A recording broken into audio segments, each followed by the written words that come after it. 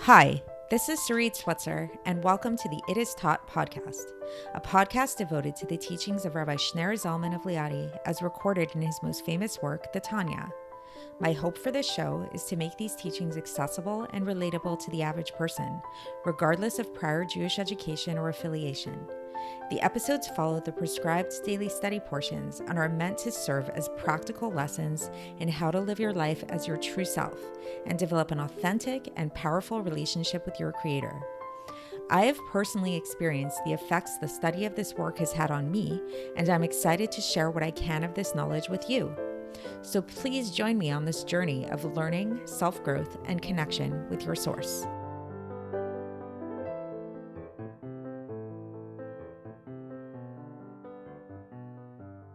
Hi, and welcome to the It Is Taught podcast. This is episode 128 for the 27th of Adar base in a leap year.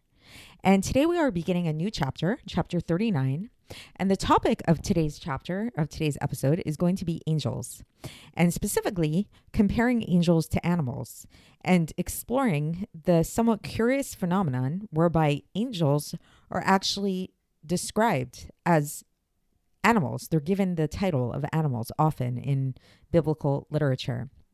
So, for example, and this is the example that the Alter Rebbe brings at the very, very beginning of this section, in the vision of Yechezkel, of the prophet Yechezkel, he describes the angels that he sees as being animals. So he sees the face of a lion to the right, he sees the face of an ox to the left, and there's different animals, images of animals that he sees that are actually, this is what he sees when he sees angels. So I think the best way, so often go into a whole lengthy kind of like intro and try to summarize everything before we begin. But I think in today's case, it is a little bit of a longer episode. Again, it is Wednesday when we have longer sections. So I think I'd rather dive right into the text and maybe explain as we go.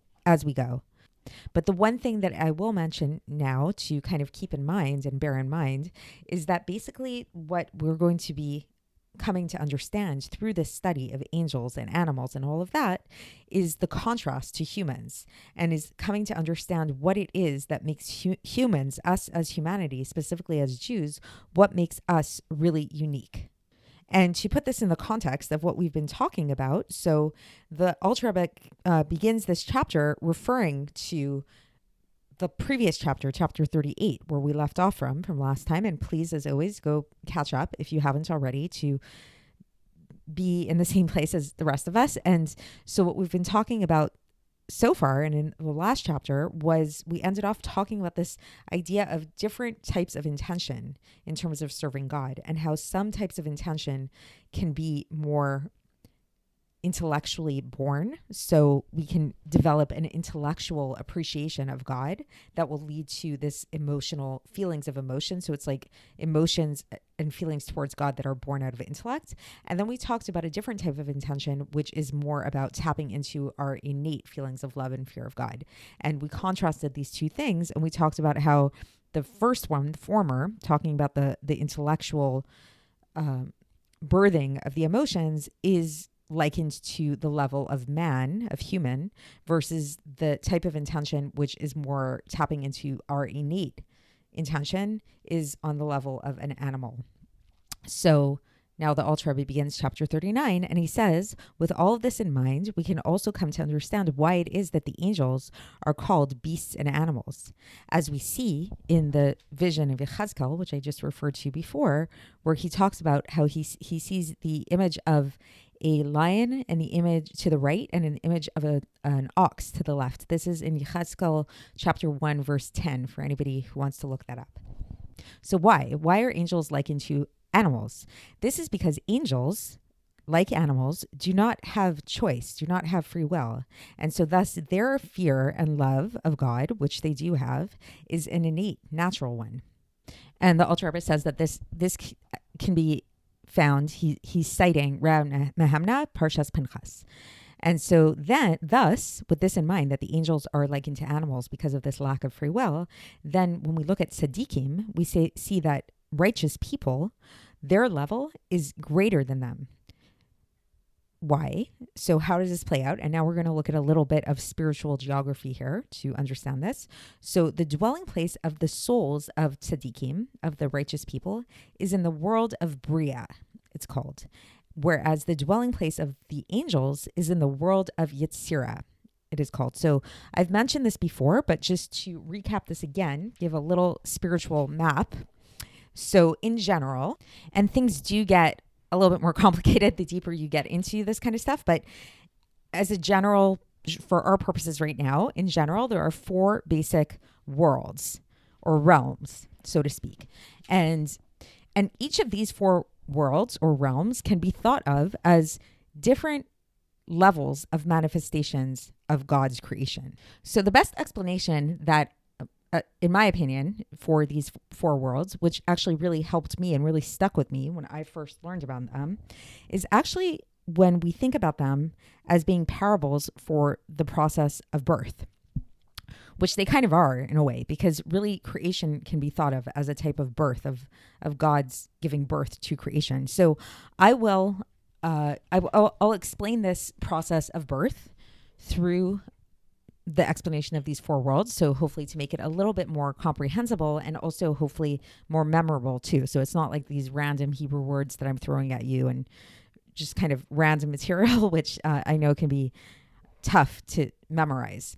So the highest of all the worlds is the world of Atsilus. Atsilus is, or in modern day Hebrew, Atzilut, it's usually translated to mean the world of emanation.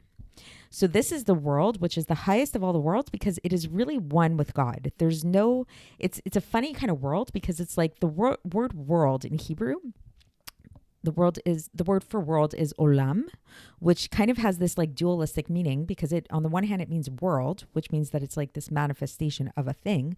On the other hand, it comes from the root of he'elim, which means to concealment, because each world conceals God within it to a different degree. Now, the world of Atsilus, which is this highest world, is funny in that sense because it doesn't actually conceal God. It's really one with God, and it really can be thought of more as like an emanation rather than just a creation of God. In birth, this level parallels the potential for the child to be born. So it's like the child has not even been conceived yet. So there's no actual embryo, there's no seed, really, there's nothing. It's just the potential for the child to be born inside of the parents, basically. Then we have the world of Bria. This is the second of the 4 worlds. The second world is called Bria. This literally is translated to mean creation. So in the process of birth, this can be thought of to mean as the conception of the child. But it's not yet, formed into any kind of embryo, or it's not growing or anything. It's like that moment of conception. Then there's the world of Yetzirah, which is translated to mean formation. And this is the process of literally the formation and development of the child in that parable, or in the parallel of the child being born. And then the last of the 4 worlds is that world of Asiya, which literally means action, the world of action. And this is the actual birth of the child. And this is where our physical world resides, in this world of action. So that's just a brief overview of these 4 worlds. And now let's get back into the text.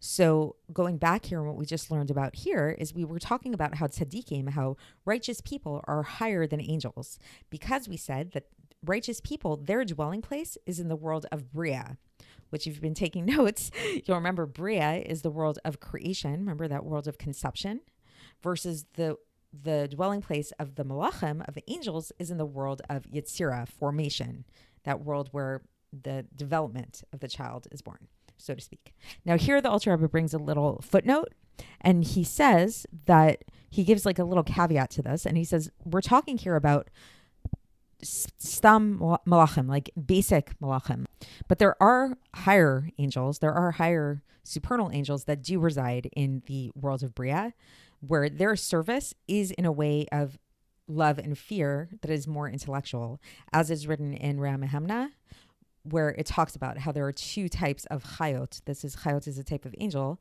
holy chayot, that there's the natural, the chayos hakadosh, which are tiviim, and then there's the chayos hakadosh, which are sichlim, as is written there more in the Eitz Chaim. So it's a little footnote here that the Alter Rebbe is saying it's not so cut and dry that the angels are here and the souls are there, but for the purposes of our text today and the section we're learning about today, the Alter Rebbe really wants to focus on this idea that in general, the souls of tzaddikim, their dwelling place is in the world of Bria, this higher world, versus the dwelling place of the angels is in the world of Yetzirah, which is a lower world. And then he says that the difference between them is that in the world of Yetzirah, in this world, God's midos shine. So what are God's midos? God's emotions shine. So if you remember again that map, so there's a lot of like maps in Chassidus and Kabbalah that it might be useful as we're learning this text, if you're not so familiar with this, to maybe keep like a map in a notebook of these kind of things, that there's a map. So there's the intellectual attributes and then there's the emotive attributes. So the emotive attributes, there's 7 emotive attributes. So these 7 emotive attributes, this is the realm for this is in the realm of Yetzirah. And so when we talk about the emotive attributes of God, which here the Alter Rebbe lists the first 2, and often this is the case, even though there's 7 of them, often just the first 2 are listed and then it says etc. Because really these first 2 emotions, these first 2 emotive attributes really are like the primary attributes from which all other emotions stem out of. So the first one is love, so loving God. And the second one is fearing or having awe of God, etc. And the Alter Rebbe says that it's written about this in the Tikkunim and in the Eitz Chaim, which are Kabbalistic books. And in this Tikkunim and the Eitz Chaim, it talks about how there are 6 attributes that nest in Yetzirah. So you might have an obvious question. Didn't we say that there are 7 emotive attributes and not 6? So briefly, the 7th of the emotive attributes is what's known to be Malchus, which it translates to mean sovereignty. And it's kind of on another level. It's not exactly an emotion. It's more like a manifestation of the other 6. So the realm for that 7th one is actually lower down in our world, in the world of Asiya. So the world of Yetzirah is really the realm of the 6 emotive attributes. And so then the Alter Rebbe says that this is the service of the angels. All day long, they always stand in fear and awe of God. So we have the camp of the angel Gabriel on the left side, which is like the side of Gevurah and more fear and awe and that kind of thing. And then we have the camp of Michal, which is the camp of love. And they both stand there. So that's the angels. That's what they do all day long. They stand in this world and they have love and fear of God that they express. However, in the world of Bria, this is no longer, now we've stepped up a level. We're not in this realm of the emotive attributes anymore. Now we're in the level of the intellectual attributes, which again, if you've been following the podcast so far, then the intellectual attributes are Chochmah, Bina, and Das. So it's God's wisdom, understanding, and knowledge, which are the source of these emotive attributes. And the mother for all of them, like they're the root of all of them, as is written about in the Tikkunim. And the Alter Rebbe here cites a poetic citation from the Tikkunei Zohar here. It's a Kabbalistic book from Tikkun 6, which says that the supernal mother, I'm not going to attempt to say this in the Aramaic. My Aramaic is definitely not as good as my Hebrew. So in English, it translates to mean that the supernal mother, the Ima Ila'a, nests in the throne. Meaning, what is the throne? The throne is the world of Bria. So meaning to say what this is referring to is the fact that this supernal mother is nesting in the world of Bria, and that's what gives birth. That supernal mother gives birth to the emotive attributes which are manifest in the world of Yetzirah. And so this is why, explains the Alter Rebbe, this world of Bria is the dwelling place for the souls of the tzaddikim, who serve God out of love and fear that come out of the intellect and out of understanding of the greatness of God. So remember yesterday we talked about that, about how really the highest level of serving God is through the mind, is through beginning and cultivating this awareness of God through the minds that leads to this ultimate love and fear that is birthed in the heart. And this type of love, says the Alter Rebbe, is called Re'uta de Liba, which literally translates to mean the heart's desire. So it's like a very deep longing in the heart. And out of this Re'uta de Liba, out of this great love, this creates a vestment, a garment for the soul in the world of Bria when it is in heaven above in Gan Eden. This is supernal Gan Eden. So basically, we have the tzaddikim down here, very righteous people, and throughout their lives, they're cultivating this intellectual awareness of God. And through that intellectual awareness, this births this really tremendous love. This tremendous love is referred to as ru'uta deliba. And then out of this love, out of this ru'uta deliba, are formed the garments for the soul in the next world, in Gan Eden Ha'ilyon, in the supernal Gan Eden, as will be explained further on, and as is also written about in the Zohar in the Parsha of Vayakhel. So now the Alter Rebbe gets a little bit more specific. So if you remember again, another map to keep in mind is, remember, there are different parts of the soul. So the general three parts of the soul are the neshama of the soul, the ruach of the soul, and the nefesh of the soul. That's in brief. So the neshama is the highest part, the ruach is the middle part, and the nefesh is the lower part. There's a lot more to say about it, but I'll keep it simple for today. I don't want to go on too many tangents. So now the Alter Rebbe says that when we talk about the tzaddikim dwelling in Bria and all of this, he's saying that this is referring to the neshama level of the souls of these tzaddikim, which these neshamos, because neshamos also, they have to do with intellect. That's the intellectual aspect of the soul. They are in an aspect of what's called mochin de gadlut, which is like a great mind, a superior mind, like having a superior sense of God. But the ruach of the tzaddikim, which the ruach is more of the emotional aspect of the soul, as well as all of the neshamos. Now again, this higher part of the neshamos of the rest of the Jews that served God out of love and fear that is hidden inside their heart of all Jews, do not go up to this level of Bria, but only on Shabbos and on Rosh Chodesh. And they rise up there through a pillar that goes from the lower Gan Eden to the higher Gan Eden. So it's sort of like this like elevator that lifts them up from lower Gan Eden to higher Gan Eden, which is the higher Gan Eden is Bria, which is called higher Gan Eden, in order to really delight in God and to enjoy the bask in the ray of the Shekhinah. So before we go on, let's just understand that a little bit. So basically what the Alter Rebbe is saying here is that when we're talking this whole time about how, men and the souls of tzaddikim and everything, they rise up to the level of Bria, whereas angels are in that lower world of Yetzirah. So the Alter Rebbe is being a little bit more specific here, and he's saying that this level of the tzaddikim that rises up to the level of Bria, this is only true for the highest level of their souls, which is the level of neshama. Whereas the lower level, the level of ruach of these tzaddikim, as well as the higher level, the neshama of regular Jews, meaning to say, what do we mean by regular Jews? Jews who don't serve God out of this like superior intellects that we were talking about, but rather they serve God out of this like innate fear and love that every Jew has. They do not rise up to this level of Bria, at least not always, but only occasionally. When do they get to rise up to there? They rise up to there specifically on Shabbos and on Rosh Chodesh. So it's like a special thing. We get to do this special ride every Shabbos and Rosh Chodesh. We are taken up in an elevator from the lower Gan Eden to the higher Gan Eden to experience what it is that these tzaddikim are experiencing. And so what is it that they're experiencing in this higher Gan Eden, in this world of Bria? So they are basking in the ray of the Shekhinah. So what does this mean? And in this world of Bria, what happens is the level of pleasure and enjoyment that a person has is going to be in accordance to what they were able to understand. So it's in accordance with their intellect. So if a person understands more, then they will experience more pleasure and less pleasure.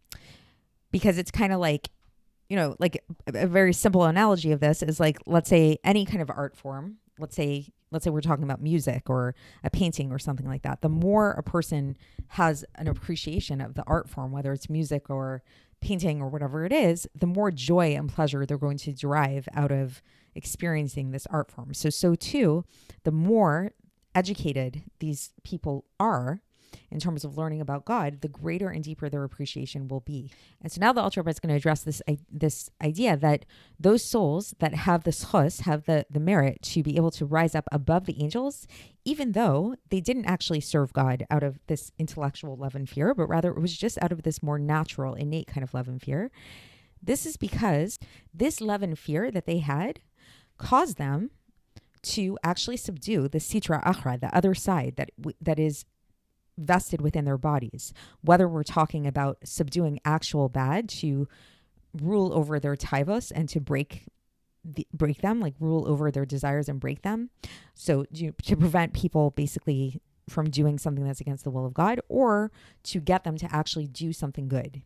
So what does this mean basically is that these people, unlike angels, are what are called balei bchira. So they have free will, free choice. They could choose bad and they, God forbid, but rather they chose good to be able to subdue the Sitra Achra and to thereby cause an elevation of God's glory to be elevated throughout the entire world, like the advantage of light over darkness. So again, we talked about this previously, this idea that like if you're in a really, really dark room and then you turn on the light, you're going to appreciate that light so much more than if you were to just turn on a light in a room that's already light and lit up. So what the Alter Rebbe basically is saying here is that humans have this unique capacity and ability to, even if they're not serving God out of this like really higher intellectual form of coming to understand God on a deep level and all that kind of stuff, if they're merely serving God out of an innate sense of love and fear of God, that's still pretty amazing, because it means that they're basically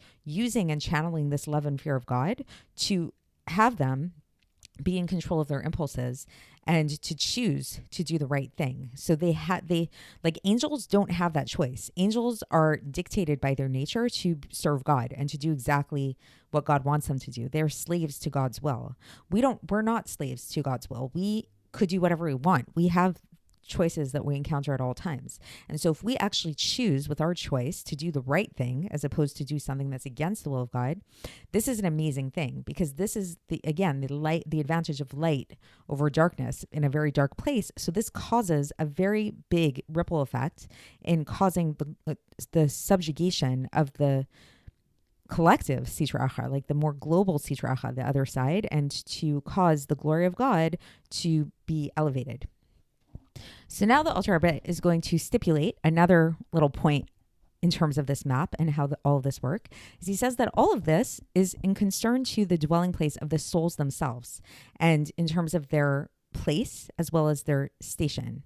So meaning to say, what's the difference between their place and station is, again, we said that these different souls have different dwelling places, but then there's also different stations at which they could be. So you could have, for example, a soul of somebody who serves God out of this more innate, natural kind of love and fear. So their dwelling place is in this lower realm of Yetzirah, let's say.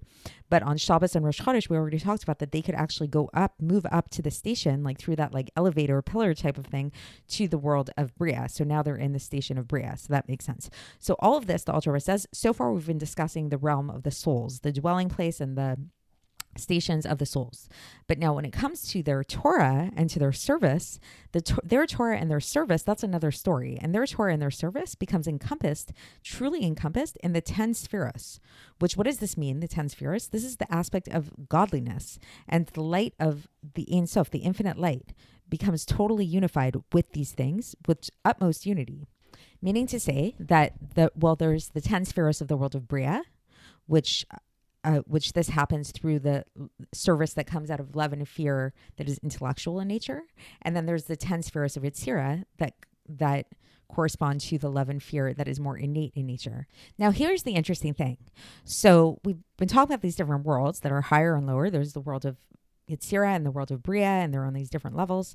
But when we talk about the spheros, which are really the composite, what makes up these worlds, then the spheros have this interesting kind of like Russian doll quality to them, where they're each encompassed in the next. There's kind of like this like direct chain-like reaction of them to the top. So what I mean by this is, and this is what the Alter Rebbe explains, is that within these spheros, whether we're talking about the spheros of Bria or whether we're talking about the spheros of Yetzirah, within these spheros are vested the 10 spheros of Atsilus, which again, Atsilus is that highest level, that highest world. And thus they are totally united with them, like completely. Like again, thinking back to that Russian doll analogy, if you lift up a Russian doll, you're holding within it all of the layers of that Russian doll. So even if you don't necessarily see that innermost layer of the Russian doll, it's there when you're lifting it around. So too is that level of Atsilus present. The Yud spheres of Atsilus, the 10 spheres of Atsilus, are present within and contained within the 10 spheres of the other worlds as well. And not only that, but the 10 spheres of Atsilus, they are totally unified completely with that which they emanate from, which is God. Because remember, if we go back to that original world that we talked about, that original world of the highest world of Atsilus, that's the world of emanation, where God and his creations are one and the same. And again, going back to the birthing analogy, that's the level at which the baby is only in potential to be born. So the baby, like once that baby is conceived inside of the mother, there's a difference between the baby and the mother. But before the baby is conceived, there is no difference. The baby is one with its parents. There is no difference at all. And so that is the reality of Atsilus. So when we say that these 10 spheros of Bria and the 10 spheros of Yetzirah are vested within the 10 spheros of Atsilus, we're basically saying that they're connected totally with their emanator, with God himself. And now the Alter Rebbe says this is not the case with the souls. So he's making a very clear distinction here between the souls, which do not become totally encompassed within the godliness of the 10 spheros, but rather they just stand in these different chambers and these different dwelling places of Bria or Yetzirah. So the souls do move from level to level. And when a soul is in Bria, it's in Bria. When it's in Yetzirah, it's in Yetzirah. And it's very specific in these different ways. And it enjoys and it basks in the ray of the Shekhinah in every level that it's at, depending on whatever level it's in. And this radiance that it's experiencing is the light of God, which is unified with the 10 spheres of Bria or Yetzirah. And this is the radiance of their Torah and their service, their actual Torah and service, because the reward for the mitzvah is the mitzvah itself. So that's the end of this section. And so it might sound a little bit cryptic, but we'll try to understand it to the best of our ability. So basically, the Alter Rebbe is making a distinction between the souls versus the Torah and the service that the souls did. And so he's basically saying that the souls, like different souls, they are able to surpass the angels in terms of their level, whether it's like a regular kind of surpassing where like their dwelling places in this higher world of Bria, kind of that's where they dwell, or if it's just occasionally on Shabbos and Yom Tov. But regardless of whatever level the soul is at, it's basking there in the radiance of the Torah and service that it did here on earth. And now the second thing that the Alter Rebbe talked about is this Torah and service that the soul performed here on earth, and that this Torah and service that the soul performed here on earth does not just have like a dwelling place that's like static in that same way, that's where it is. It's a little bit more, it's deeper than that, because the service and the Torah that the person performed becomes unified with the world, with the essential makeup of that world, which is the 10 spheros of that world. And the 10 spheros of whichever world we're talking about, whether it's Yetzirah or Bria, those 10 spheros contain within them the 10 spheros of Atsilus, because they're all interconnected. They all come from the same place. Again, like that Russian doll analogy, which comes to mind for me. And that world of Atsilus, if we remember that is merely an emanated world, which means that it's totally unified with God. So what it's basically saying in common English is that our Torah and mitzvahs that we do become totally encompassed within God once we reach that level of the soul level. And and then our reward as souls, when we get to that level where we see things in this more clearer state, is we get to experience this unity of our Torah and mitzvahs, and we get to experience the way that this Torah and mitzvahs became encompassed with God ultimately, and we experience it to different degrees depending on what world we're at. But whatever world we're experiencing it at, the reality of what has happened to the Torah and mitzvahs is the same, is that it's really become encompassed in something which is beyond level, and rather within God himself. And this is how the Alter Rebbe concluded this idea of, the reward for the mitzvah is mitzvah itself, because the utmost reward that we get is this enjoyment that we get of the fruits of our labor that we did in this world, to whatever degree we're holding at. So I hope that was clear. I know it was a lot today, a lot of maps and a lot of different ideas, and we're going to be continuing with this chapter tomorrow. There's a few more days that we'll be focusing on this chapter, so stick with it, and I will speak to you then. Thanks for listening to the It Is Taught podcast, hosted by Sarit Switzer. This podcast is dedicated in loving memory of my maternal grandfather, Avraham Yitzchak ben Binyamin HaKohen of blessed memory. Music by Shoshana.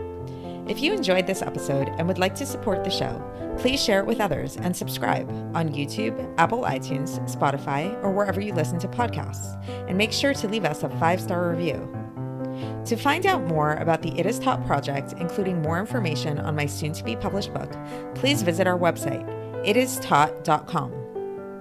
To catch the latest from me, follow me on Facebook, Instagram, and Twitter. Looking forward to speaking with you tomorrow, and until then, have a great day.